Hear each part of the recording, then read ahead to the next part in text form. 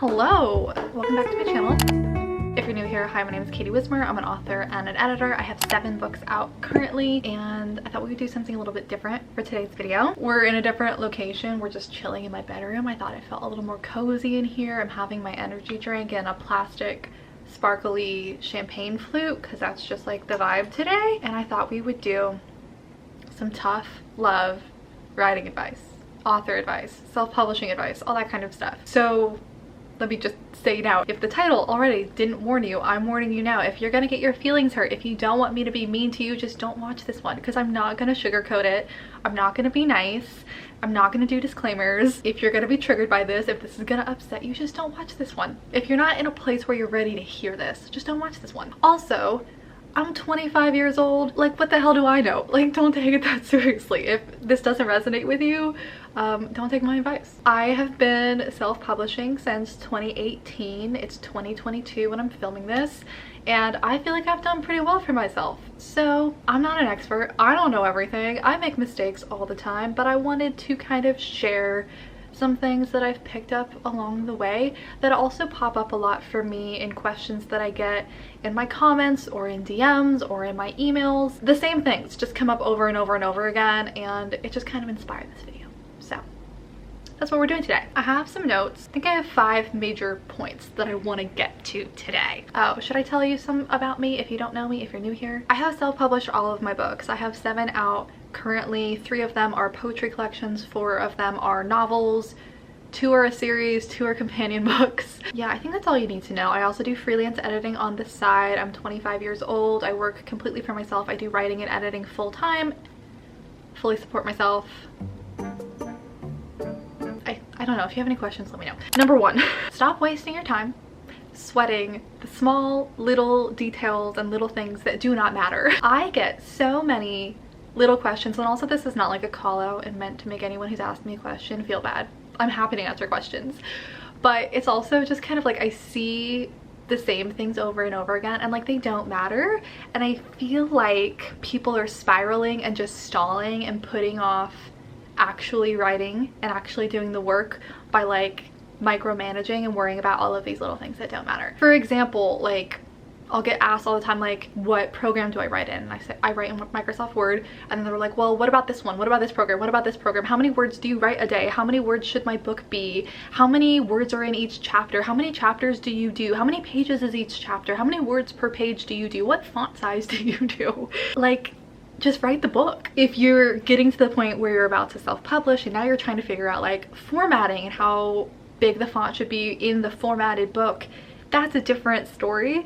But when you're just writing the rough draft, just write the damn book. Just finish the book. Where you're writing it, how you're writing it, what font you're writing it in, it doesn't matter if you never end up actually writing the book. And I don't really feel like any one program is better than another. No one program is going to help you write the book than any other one. Like, whatever one you're familiar with, whatever one is comfortable to you, whatever one works for you and makes sense for your brain. I've been using Microsoft Word for, I don't know, like 15 years now, and I just use that because that's what I'm used to. There might be a program that's like technically better, but I don't care. I just need something to keep the words in. Like, that's all it is. I just get so many just these like seemingly random questions all the time, and I'm just like, why does it matter? Like, what good is that information going to do for you? Stop wasting your time on the little things. Just write the book. Number 2, expecting someone else to hold your hand or answer all of your questions and give you all of the information on a silver platter, basically. Because this usually equates into you not being willing to do the work yourself. Like I said, I'm happy to answer questions. I get DMs and emails all the time with people asking for advice, and I don't mind that at all. If it's something that only I can answer, I don't mind it at all. If someone's like, hey, I saw that you worked with this person, I was wondering what your experience was like, happy to answer that. Or I saw that you did this one time, I'm having trouble with this, I'm trying to do the same thing, how did you set this up? Happy to answer that. If you're asking me, how do you self-publish a book? Can you walk me through all of the steps? If you're asking me something that you could have Googled, that you could have found, it would have taken you less time to search it in Google than to comment and ask me. It's just, if you are looking into getting into self-publishing specifically, you are going to have to figure out so many things on your own. You are going to have to teach yourself how to do so many things that you've never done before. And so if at the very beginning you're already not willing to put in the work to do the research and teach yourself how to do these things, to put it bluntly, you are not going to make it as a self-published author, because that is all your career is going to be, is things are constantly changing. You're going to have to teach yourself how to do everything. You're going to have to figure things out on your own. And if you can't even do that in the beginning, if you can't even like find the initiative to try and seek out this information, like, are you gonna do that for your entire career? Like, ask other people questions and like have someone else hold your hand for your entire career every time you don't know something? If you can find someone who's willing to do that for you, like, I guess. But I'm happy to help in whatever ways I can. I mean, that's why I make videos in the first place, is I like walking through the things that I've done and hopefully help people who are in a similar spot as I am. But when you think about it, if I have like 100 people a day asking me the same questions, it would be a full-time job answering everybody's questions. And it's a little bit frustrating when it's a question that could be answered easily on your own. Like, there are so many free YouTube videos that you could watch that show that exact thing there, especially if I have a video on it explaining it and someone literally tells me, I don't have time to watch your 30-minute video, so will you just explain it to me in the comments? Like, you think I have the time to be answering those questions? Take it upon yourself.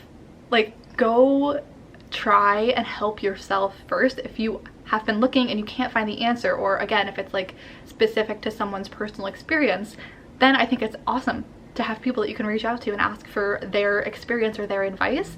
But if it's a question that you could find the answer to on your own, get used to it, because you're gonna have to be doing that a lot. Next, I get a lot of questions about like, how do you stay motivated? Like, how do you force yourself to write the books? How are you so productive? Like, I want to write a book but I don't have the time, or I want to write a book but I don't have the motivation to work on it or finish it. I just feel like if you wanted it bad enough, you'd make it happen. You would make the time, you would prioritize it. If you don't believe in yourself, if you don't want it bad enough to get it done by whatever means necessary, whether that's writing in 10-minute increments on your lunch break from your day job, or you get up an hour early, or you don't watch TV at night and you write instead, whatever it may be, if you don't have the self-discipline and motivation, like, that's not something that anybody else can give to you. Nobody is ever going to care as much about your books and your career and everything and your writing as you are. So if you can't even bring yourself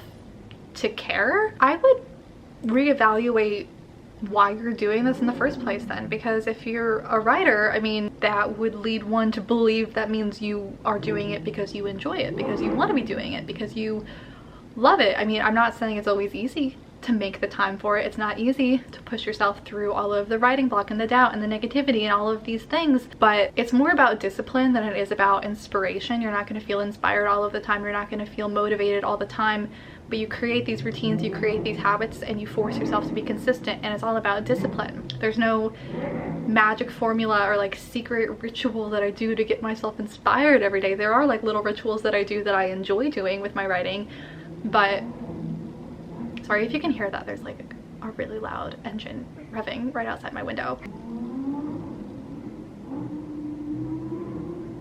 Basically, stop making excuses. Stop feeling, oh, woe is me. I'm not feeling motivated. I'm not feeling productive. I'm not getting it done.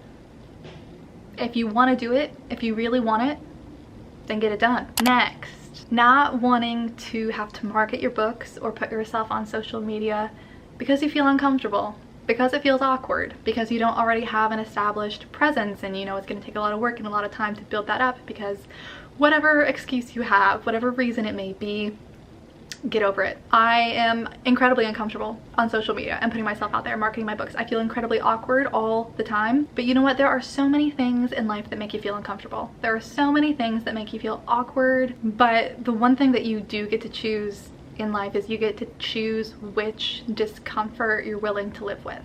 It's uncomfortable to live a life that you don't want to live. It's uncomfortable to work a job that you don't want to work.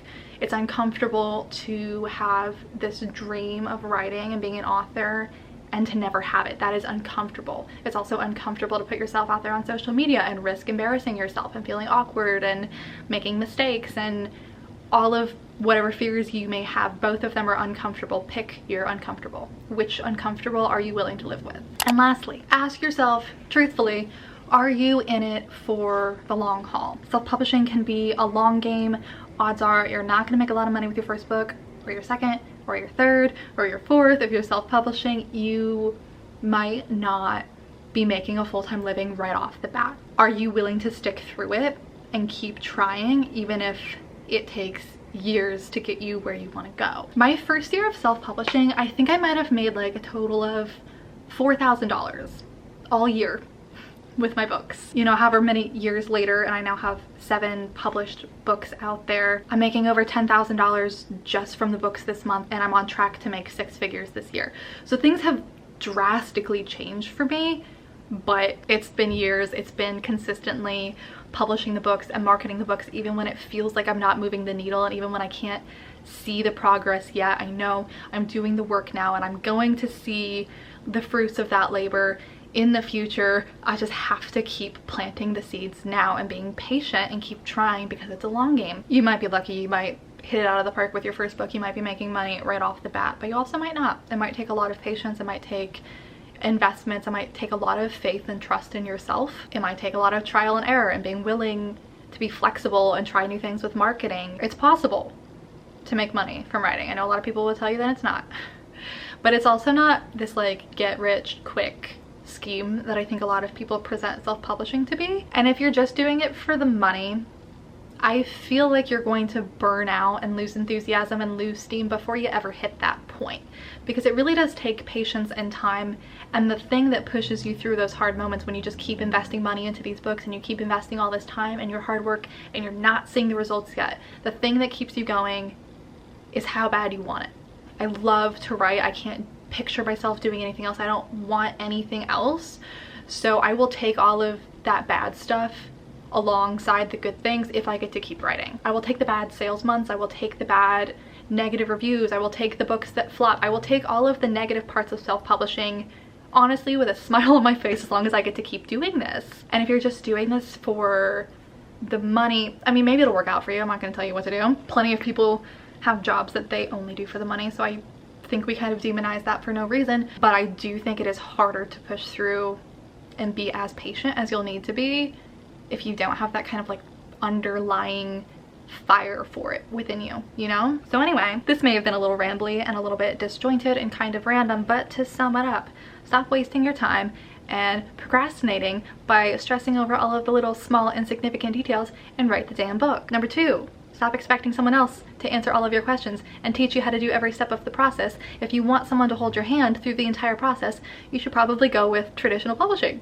because then you will have your agent and your editor and your publisher to help you through the whole process. If you're doing self-publishing, you're gonna have to figure it out. Number 3, if you can't find the discipline and the motivation and the faith and the belief in yourself, no one can give that to you. 4, get over it. Market your books, get on social media, get over yourself. Get comfortable being uncomfortable. And number 5, be patient. It might take some time to see the fruits of your labor. Basically, that's all I had to say. Was this helpful? I don't know. If you're a writer, author, self-publisher, anything like that, if you have anything that you would add to the list, I'd love to see it down below in the comments. Or if you agree with me or disagree with me, I would just love to see your thoughts. That's all I got for today. Thanks for coming to my TED Talk. I will see you guys in our next video very, very soon. Bye. No.